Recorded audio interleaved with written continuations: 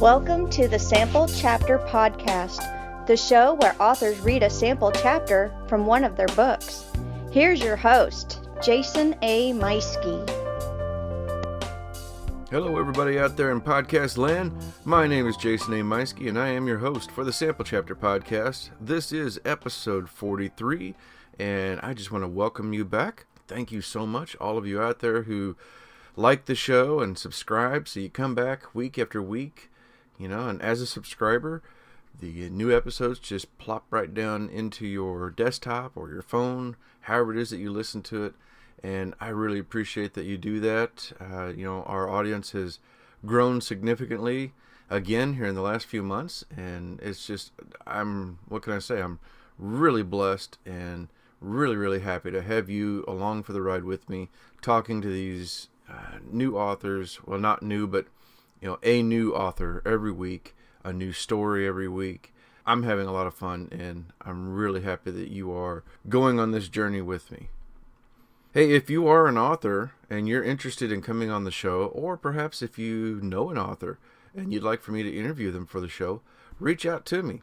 You can contact us through email at samplechapterpodcast@gmail.com, or you can reach out to me on any of the social media sites, Facebook and Twitter. Just look us up at Sample Chapter Podcast, and you will see us there. You can like the page, like my Twitter page. And yes, I'm still struggling on what you call that, my Twitter handle. And send me a message. You can send me a direct message or just tweet it on my page. Is that what you call it? I think that's what it is. I don't know. Reach out to me and let me know that you or a friend would like to come on the show. And even if you're not somebody who is interested in that, still reach out to me and let me know what you like, what you don't like. I'll be happy to correspond with you and just chat.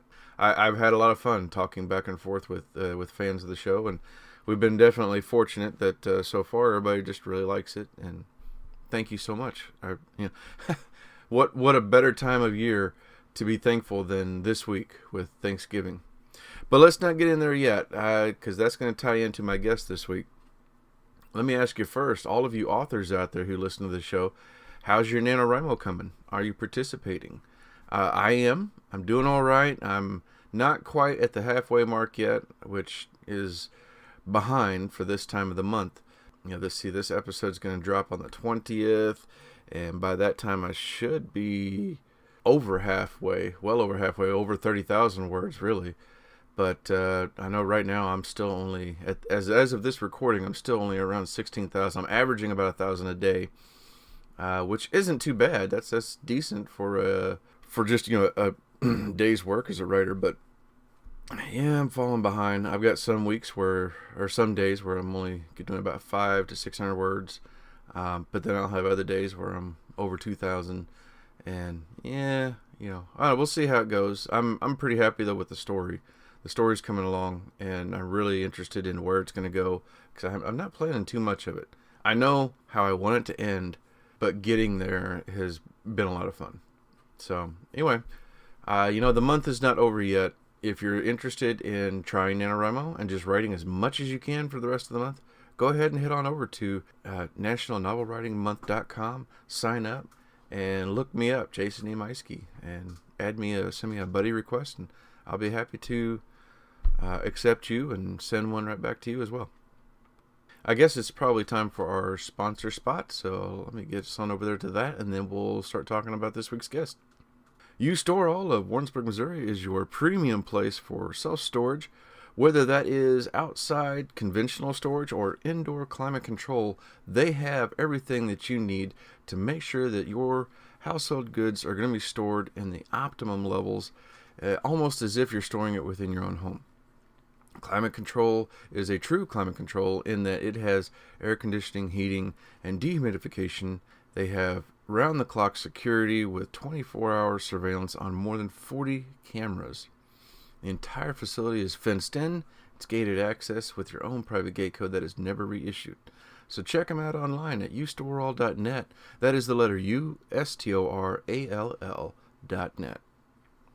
All right, well, we were talking a minute ago about Thanksgiving, And it is Thanksgiving. Like I said, this episode's going to drop on November 20th, just a couple days away from Thanksgiving. Today's actually my mom's birthday, the 20th, I mean. So she doesn't really listen to the show, but I do want to say a great big happy birthday to my mom. Thank you for giving birth to me. My mom's really special to me, and I know I don't say it enough, or at least I don't tell her enough how much she means to me. So, Mom, if you do hear this sometime, happy birthday, and I love you. I got sidetracked there thinking about my mom. It's also Thanksgiving this week, and, it's a great time of year for being, there again, being thankful for what you have, getting together with either family or friends, whatever it is that's close to you in your life, whatever that may be. It's that time of year to be thankful. So make sure that you, on Thanksgiving, take a moment and just kind of say thanks openly to those people that mean something to you in your life. All right. Well, I'm getting myself a little bit, getting a little misty. Let me have some coffee here.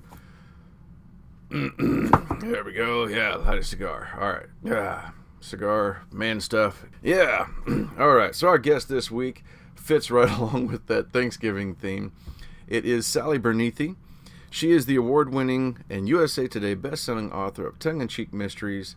Her series like Death by Chocolate and Charlie's Ghost have received critical acclaim as well as been a big hit amongst fans. The Death by Chocolate series, in that series, she has her 7th book, has just been released, and we have a fantastic time talking about how she came up with the series, both series, her standalone books, and she even was a part of a romance anthology recently. She was a tremendous help for me preparing my book. She did my first critique read-through of the first several chapters. And I'll never forget when I got my critique back from her. She got my first several chapters, and I think she was on around chapter 3 or so when she sent that back. And when she sent it back, it was around chapter 3 that she wrote, "I'm finally understanding what this is about." And it was such a great little note, and it made me take a moment and look into it and go, oh man, yeah, she's right. All this stuff I'd written in the previous chapters was just fluff, and let's get right into the story. She was right. And it meant a lot to me. It really helped me tighten up the start of the story, get right into the meat of it. And she's a fantastic woman. She has wonderful stories. I'm enjoying Death by Chocolate, and my daughter is just a huge fan of her. I know you're going to enjoy this interview, and you're going to enjoy her chapter. So let's get us on over to the interview with author Sally Berneathy.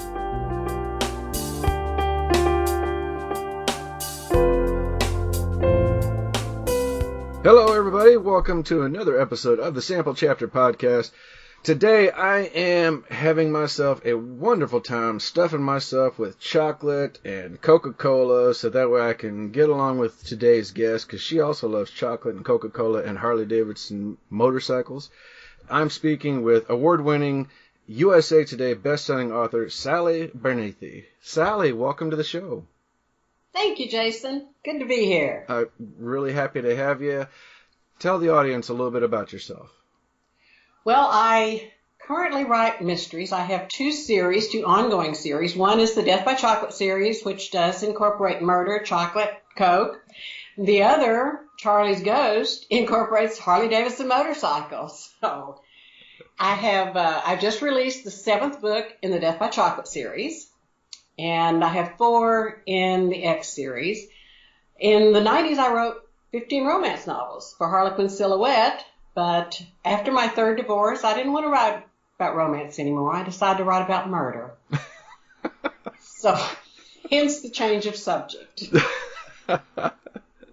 And it seems they are doing really well, so you're getting a lot of your ghosts out, so to speak. Oh, you have no idea how many times I've killed off the ex-husband. Oh, that's fantastic. Well, tell us a little bit about your history with some of the romance that you write, because I think you're not quite done completely with it. I know you were in an anthology recently. Well, I used to write, gosh, every kind of romance. And people think there's only one kind of romance, but I wrote romantic comedy, romantic suspense. Recently, our romance writers group, our Midwest Romance Writers, which that's the name, and we have to keep that name because that's the way we're incorporated. But we have all kinds of writers like me who now writes mysteries. But our group did an anthology. We each took a decade in the history of Kansas City, starting from the 1820s and going to 2010. We took a real person, place, or thing and created a fictional story, usually a romance story, around that person, place, or thing, and put it all together. So our group cooperated enough to write the Kansas City story, an anthology, which is going over quite well. Oh, that's fantastic. I wrote about the Jimi Hendrix concert. Oh. Because that was a fun era. Drugs, music, and I had a good time with that story. Oh, it is a romance. I had a good time writing. Yes, and I know some of the other authors in there too, so I'm gonna have to definitely pick up. I'm gonna have to hit one of you up for a copy of this sometime, so that way I can check this out. So we can probably manage that. It sounds like a lot of fun. Now, Death by Chocolate, the name alone, and this should be coming out the week of Thanksgiving, so I can't think of a better way or a better story to be talking about. But Death by Chocolate, where did this come from? What was the genesis behind this? Well, as I said, after my third divorce, I thought, and I had worked as a computer programmer for a while. And by the way, I've had many careers, and writing is the hardest, harder than computer programming by far. Amen. At any rate, I left computer programming and started back writing. And I thought, okay, I don't know squat about romance, obviously. But I've thought about murder, and I've always loved chocolate. In fact, I have created what I consider, and most of my friends consider, at least that's what they tell me because they may be scared of me, considering how I write about murder. But I have created the quintessential chocolate chip cookie recipe. So I thought, okay, chocolate, murder, Death by Chocolate. And at the time, I thought it was an original title. It isn't. There are a lot of books out there called Death by Chocolate. But I just thought that was kind of cool. Chocolate is such a wonderful thing. Death by Chocolate. So that was kind of the basis of that. And I gave my heroine, actually, at one time, I had thought about opening my own chocolate shop. I was going to call it Chocolate Decadence. But the heroine in my book, I gave her a chocolate shop. And I call it Death by Chocolate.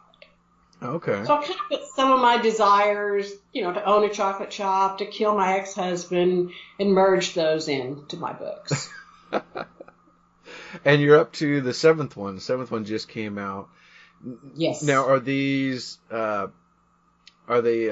sequential, or do you need to follow the series, or can you pick up anywhere along the series? You can pretty much pick up anywhere. They are sequential. The characters are growing older and changing.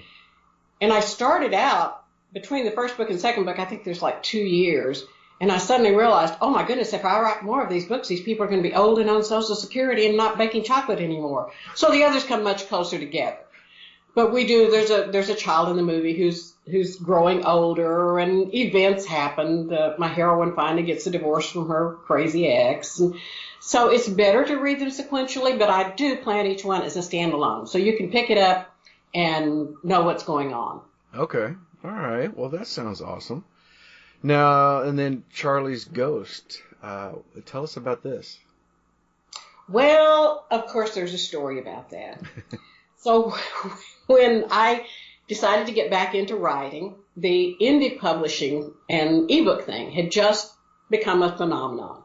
I thought, I can do that. I've written for Harlequin Silhouette. I've written for Berkeley. I know how to do all this publishing stuff. So I put Death by Chocolate out there, and oh my goodness, I had a terrible cover. One of my friends said she was very artistic and she could do a cover for me. I love her to death, but she's delusional.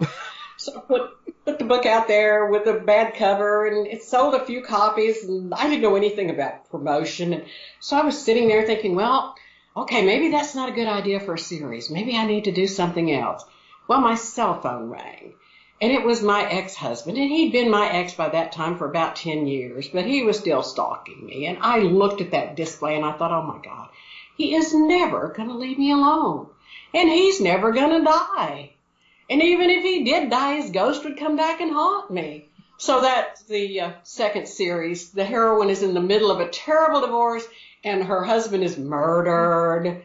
And then he comes back and haunts her and says, oh, till death do us part. We weren't divorced, and I'm still here, so you're still my wife. So that's the premise of that series. Oh, my gosh. I think I have connected with some ex-wives who really like that premise. And how many do you have in that series so far?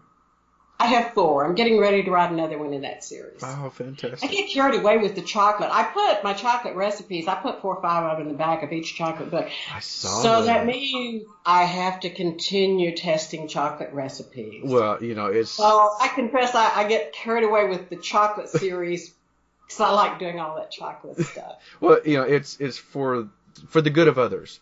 It's For the good of others, absolutely. I test it to just make sure it's good. Yeah. I wouldn't want to give somebody bad chocolate. Yes. Well, I can't wait to, hopefully the next time we get together, I get to try some of these out, because I will ruin them if I try cooking them. I will make you some of my famous chocolate chip cookies. Oh, all right. The cookies, I've become more famous for the cookies than for my books somehow. Oh, no. Oh, well, hey. Oh, well, as long as I'm famous. I feel you there. Sometimes I think my show is going to take over my books, so we'll see what happens here. So you have the recipes in the back, and you have all these different series going on.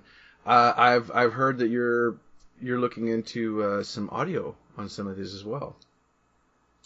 I actually have the first 6 books in the Death by Chocolate series are actually out on audio. Okay. Would you like to hear the story about that too? Oh, absolutely, yes. Well, so it's kind of the same with the publishing, the same hubris that led me into self-publishing. I thought, I think I'll do an audio book now. Now, I did have sense enough to know I couldn't do it, but I went out on ACX on Amazon and looked into this. You upload a blurb from your book, and you specify what the narrator should be and what qualities they should have and all that. So I put it out there, and the first day it was out there, I got 5 or 6 auditions, and some of them were pretty good. Well, the next day, Amazon came out and added a $100 per narrator hour subsidy for my book. So all of a sudden, I'm overwhelmed with auditions, all of them reading that same passage from my book, which I wanted to kill after I listened to it that many times. So I had some really good auditions. It was tough. I finally got them down to 23.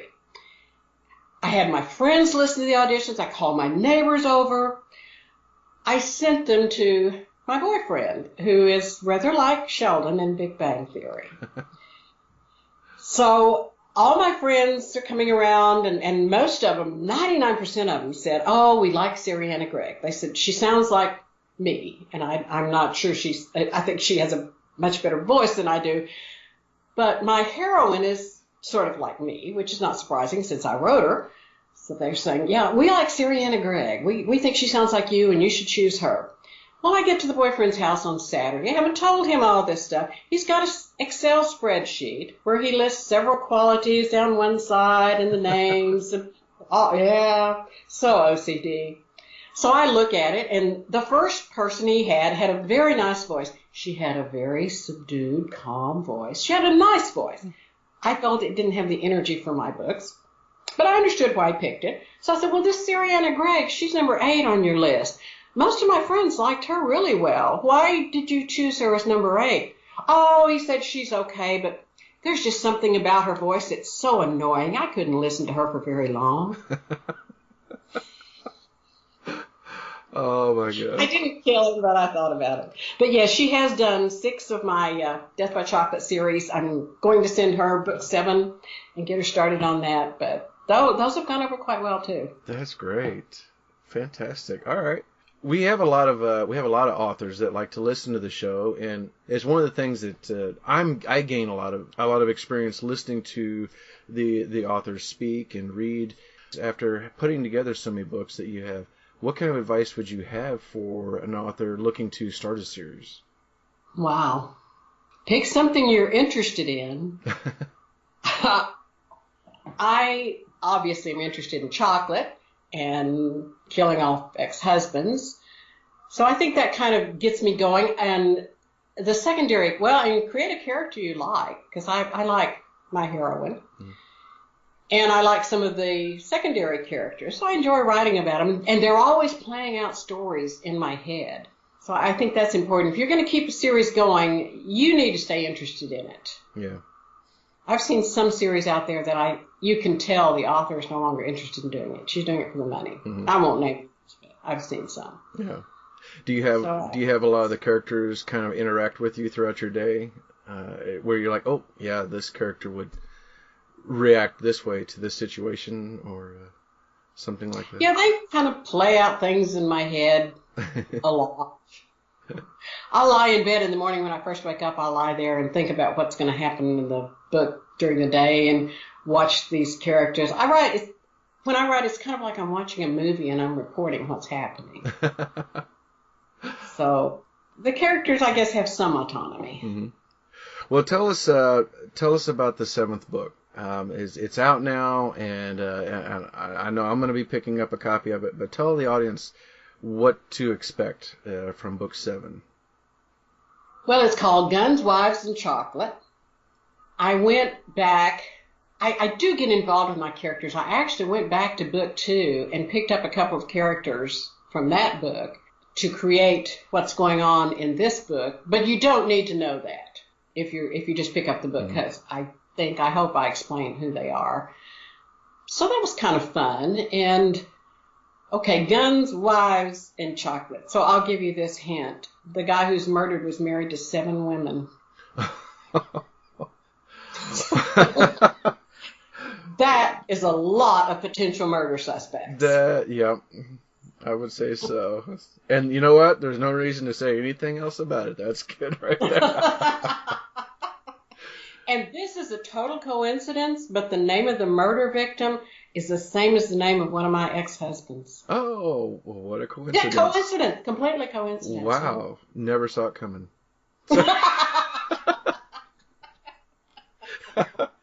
Sally, where can people find you online? Okay, well, I have a website, sallyberneathy.com, and Berneathy is like 3 syllables and 9 characters long, but I'm on Amazon, iTunes, Barnes & Noble, Kobo. So if you Google Death by Chocolate or Guns, Wives, and Chocolate, you'll come up with my name. And you can email me from my website. And I do love to talk, obviously, so I'll talk. I'll talk to everybody. Do you put the recipes up on your website as well? No, but that's a thought. Oh, all right. I have not done that, but that's a thought, yeah. Well, maybe not all of them. You want to find the best recipes in the books, right? Yeah, the chocolate chip cookie recipe, obviously. That's what everybody loves. There we go. And I saw where you have a special going on right now with the first book in the series. Yes, when I came out with the 7th, I decided to put the original, Death by Chocolate, for free until January 5th. So it's free on the ebook, obviously not the print book. It's free on Amazon, Kobo, Barnes & Noble, iTunes, Google Play. Does anybody use Google Play? But it's free everywhere. The next 2 months. I get a check for about $14 from them every month or so, but I don't know of anybody who uses it. It's everywhere. There you go. Oh my gosh. Sally, I've had such a wonderful time. Audience, everybody out there, we've been talking for a good half hour before we even started the show, and we've known each other from a couple of events we got to meet, and really before tonight, you've talked more to my daughter, I think, than we've gotten to talk. So, well, women talk. Yeah, well, my daughter just adores you, so. Oh, she's wonderful. She is such a neat lady. Thank you. Ladies and gentlemen, I'm going to hand the floor over to Sally Berneathy and Guns, Wives, and Chocolate. A welcome home party to celebrate a drug dealer's release from prison. What could possibly go wrong with that? Harold and Kathy Murray, grandparents of that drug dealer, arrived at my house on Saturday afternoon. Come in, I invited. Good to see you. It was true. I liked the elderly couple who'd once owned my house. Their grandson George, the party honoree, not so much. He was nowhere in sight. Maybe he wouldn't show up for his own party. Isn't this a beautiful day? Kathy's pink cheeks glowed and her white curls bounced.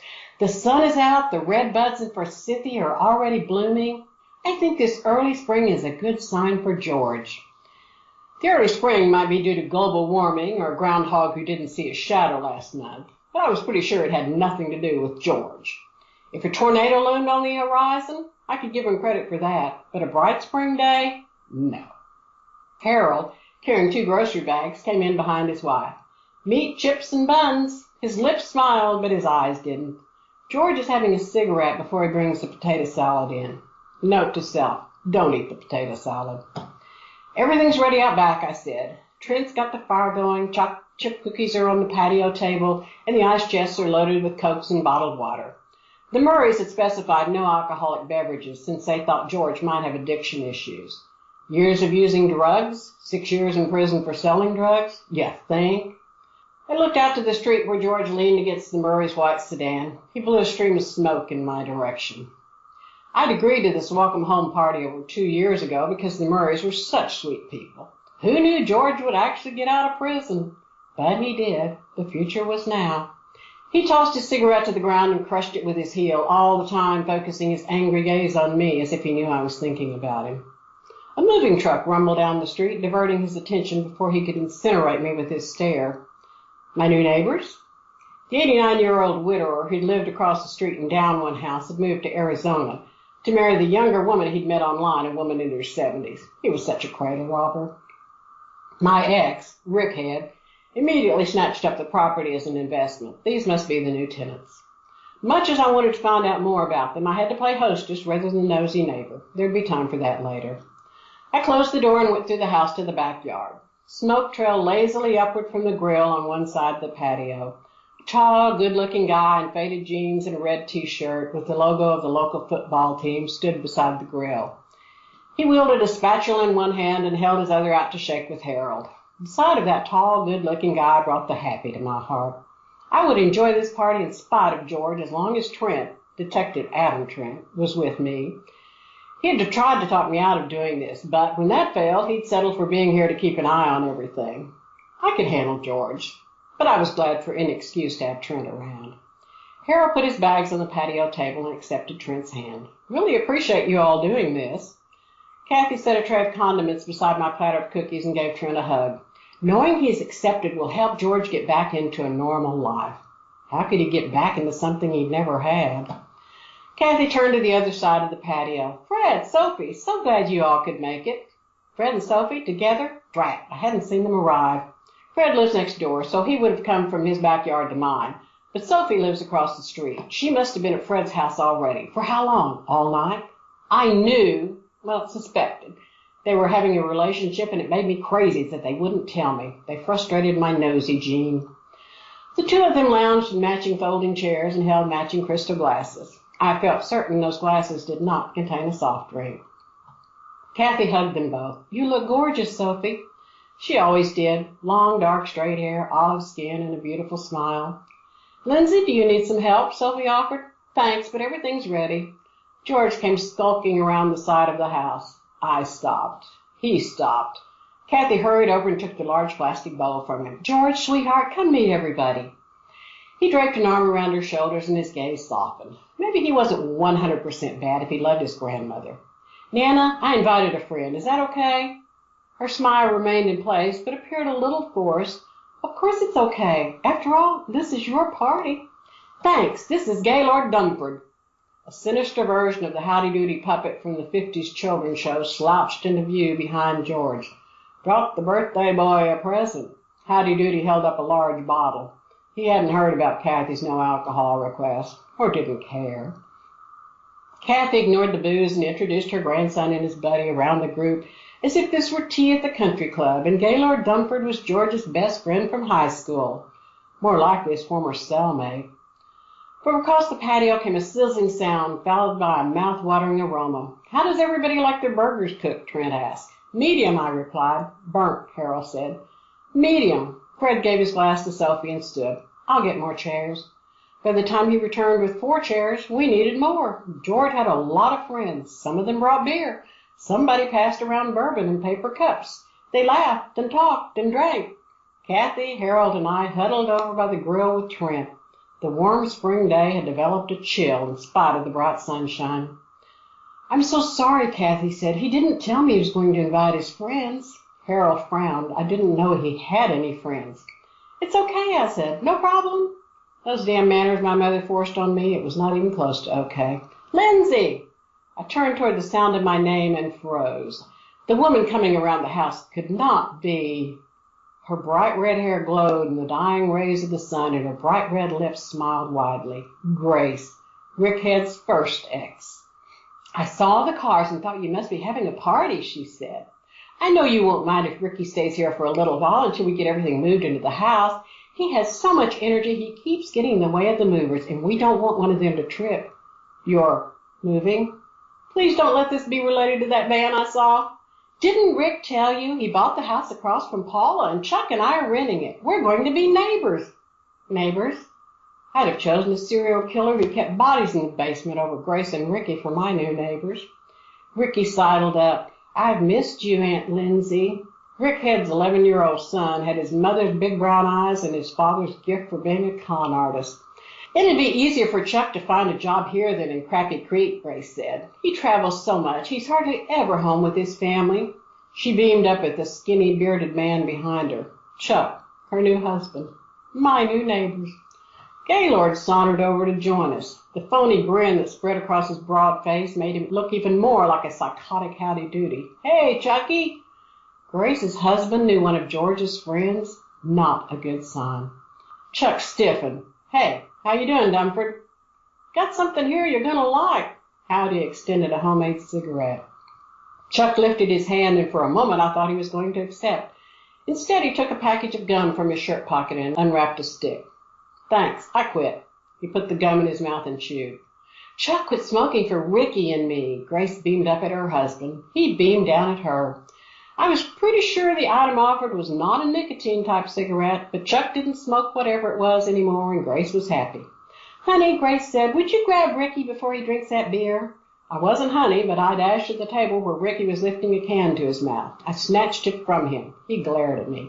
"Don't you think you're a little young for that, especially with a cop standing a few feet away?" "My daddy lets me drink beer." "I do not." "Interesting." Chuck acknowledged the daddy reference. Chuck climbed a notch in my book. Ricky sneered. "My real daddy." "No, he doesn't. I wouldn't have put such a thing past my ex, but I knew he'd never spend enough time with his son for them to have a beer together." "Ricky, Chuck is your daddy now." Grace wrapped an arm around her husband. "He's adopting Ricky, and then we'll be a real family. Rick signed the papers, and we accepted 5 years free rent on the house for back child support. We go before the judge on Monday to make it official." I wasn't even a little surprised that Rickhead would so easily give up custody of his son. My regard for Chuck went up another notch. If he was willing to take on the job of parenting this demon child, he had my respect. "Can I have a cookie?" the demon child asked. The fact that he'd ask instead of grabbing one told me Chuck was teaching him some manners. "Of course you can. Grace, Chuck, help yourselves to cookies. When you finish unpacking for the day, you'll be too tired to cook, so please come over and grab a burger." I started to say we'd have a lot of food left over, but I wasn't sure that would be true with such a large gathering of George's friends. "I'll save some for you." "Thank you," Grace gushed. She took a cookie and handed one to Chuck. "Lindsay makes the best cookies in the world." I couldn't disagree. Ricky munched on his cookie as he pushed through the noisy crowd toward the grill, where Trent was moving cooked meat patties to a platter. "Can I have a hamburger?" "You bet." Trent's a sucker for kids, even demon-spawned kids. "Grab a plate and a bun." "Ricky wants to be a policeman like Trent when he grows up," Grace said. I ignored her fanciful comment. Let her keep her dreams about her miscreant son for a few more years. "You should probably take Ricky home with you. I'm not sure you want him to be around these people." "He'll be fine. We're not worried with Trent and Fred here." She waved in Fred's direction. Fred took a long drink of whatever was in his glass. "That pretty lady with him must be Sophie," Grace said. "Ricky told me all about her. He adores her." And Sophie adored him. She's even more delusional about kids than Kathy and Trent. Smoke came from another source besides the grill. "You can't smoke out here." I pushed my way to the man with a cigarette in his hand. "Take it to the street." The big bearded man looked at me and took another puff. I yanked the cigarette out of his mouth and stomped on it. His gross features burst into a creditable imitation of Wolfman. He grabbed my shoulders with two big paws. "Is there a problem?" Trent's voice came from behind me. The talk and laughter stopped. Helps have that effect on criminals. Wolfman took his paws off my shoulder and looked sheepish. "I'll show you the way to the street." Trent's voice was quiet and deadly. Wolfman flinched. "No, man, it's all good. Didn't see the no smoking sign." "Didn't post one," I said. "Didn't know you could read." Wolfman gave me the evil eye, gulped from his paper cup, and turned his back to us. Trent returned to the grill, and I looked around for Grace. She and Chuck were leaving, already halfway around the house. Ricky stood at the table, adding mustard and onions to his burger. I started after Grace and Chuck. Howdy Doody was ahead of me. He grabbed Chuck's arm. Were they going to have a fight? Could this party get any worse? Loud, raucous music burst through the evening air. Yes. I stomped through the crowd toward a short, skinny guy with a paper cup of something in one hand and a cell phone in the other. The loud noise came from the phone. I snatched it from him. "Hey," he protested, "that's mine." I switched it off. "You turn it on again, and it's mine. I'll give it to the cop over there at the grill and let him run the serial number to find out if it's stolen." His eyes popped as he looked in Trent's direction. I dropped the phone into his lap. Another man took his cigarette from his mouth and crushed it on the pavement, his gaze never leaving mine. I could almost read his thoughts. Red-headed bitch is crazy. I better humor her. A wise decision. What was I doing before the latest interruption? Oh, yeah, trying to catch Grace and Chucky so I could return Ricky to them. Grace and Chuck were gone. Ricky was not. That was not a good thing. Howdy Doody was also gone, and there was no blood on the ground. That was a good thing. Ricky had settled into a chair between two of George's friends. All three munched on burgers. Music exploded from the crowd. I started in that direction, but Fred beat me to it. Just as well, because another man was lighting up a cigarette over by Trent. My personal cop spoke a few words in his ear. The man paled and dropped the cigarette. "Ricky," I said, "Sophie would like for you to join her." I turned in her direction. "Wouldn't you, Sophie?" She smiled and waved. Rick returned her wave. "Nah, I want to stay here with my new homies. They got lots of funny stories." I gritted my teeth. He's just a child, I reminded myself. Sometimes he and I got along okay. Sometimes I kind of liked him. This was not one of those times. "Ricky, if you don't get up, take your chair and join Sophie right now. I'm going to have Trent put you in handcuffs and drag you over there." "Cool." I grabbed his ear. I'd seen his grandmother use that technique on his grown-ups. "Ow," he shrieked. "You hurt me. I'm going to call social services." "Go ahead. What are they going to do? Tell me I can't get within 100 feet of you? Gosh, that would break my heart." A hand touched my shoulder. I spun around, ready to hit somebody. It was Fred. I didn't hit him. "Maybe you should go inside, have a brownie, and relax. I'll take care of this." I opened my mouth to protest, then closed it. Fred was right. I was losing it. I needed to calm down. Let Fred handle Ricky. I pushed through the obnoxious guests and made my way to Trent. He studied me closely as I approached. "You okay?" "Not really. I'm going inside for a few minutes." "Good idea." He flipped another burger and scanned the crowd. "Fred and I can control your guests." "Invaders, you mean? When this is over, I'm going to kill George." Kathy appeared at my side. "You'll have to get in line behind Harold and me." Kathy was ready to kill her grandson. I wasn't overreacting. Things were as bad as they seemed. "Want to come inside with me?" I asked. "I have a box of wine in the refrigerator." Kathy's lips settled into a grim line. "Thank you, but we're trying to find George and get him to send his friends home. The last time I saw him, he had a beer in one hand and a cigarette in the other. I'm so sorry this happened. George never mentioned inviting all these people. I'm sure he didn't know they behaved so badly." She was the perennial optimist. "We'll find him and take care of this." Harold stood behind his wife. His expression went beyond grim, all the way to furious.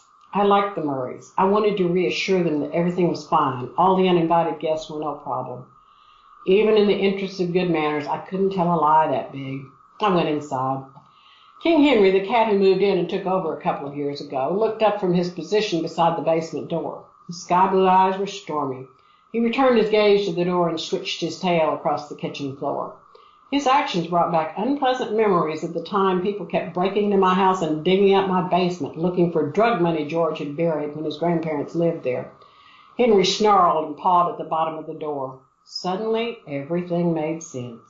George's insistence that we have his party at my house rather than his grandparents'. The people George invited to his party. The way those people kept causing problems, playing music, smoking, drinking. things to divert my attention.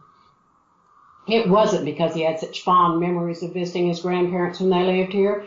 It was because George thought the money was still buried in my basement. I grabbed my marble rolling pin off the counter. I would be first in line to kill George after all. I flung open the door. The light at the bottom of the stairs was on. No surprise. Henry darted down the steps ahead of me. My cat weighs 23 pounds, all muscle. With his half-inch claws and teeth, he could take George down before I got there. I didn't want that to happen. I wanted to be part of the takedown. I hefted the rolling pin over my shoulder and charged down the stairs. Henry was a few feet ahead of me as we crossed through the basement to the old furnace room where coal had been delivered when my house and the 20th century were young.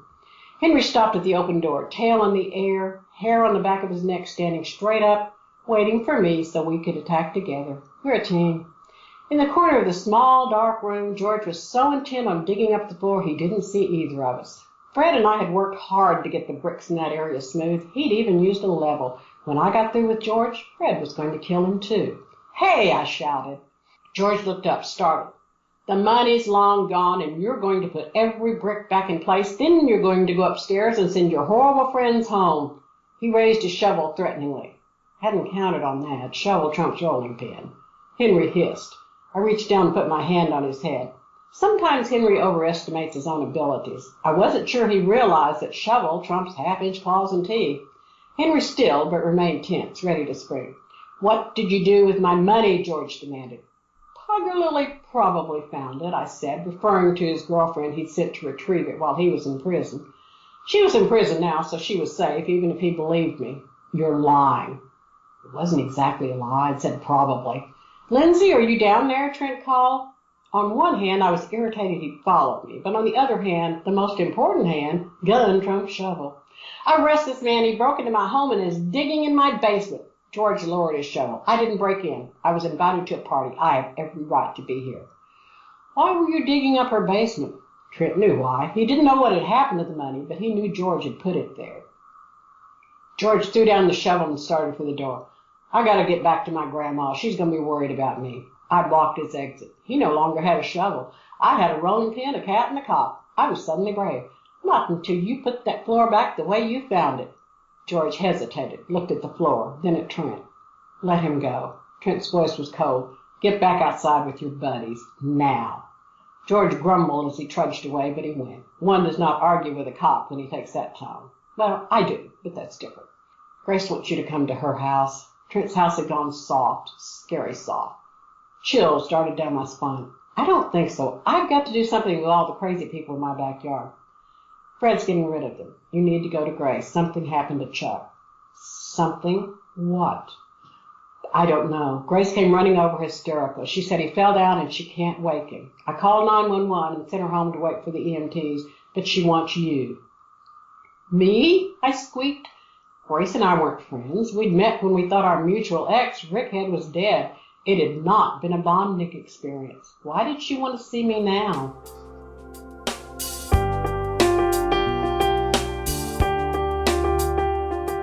And that was Sally Berneathy reading a sample chapter from Book 7 of the Death by Chocolate series, her latest one, Guns, Wives, and Chocolate.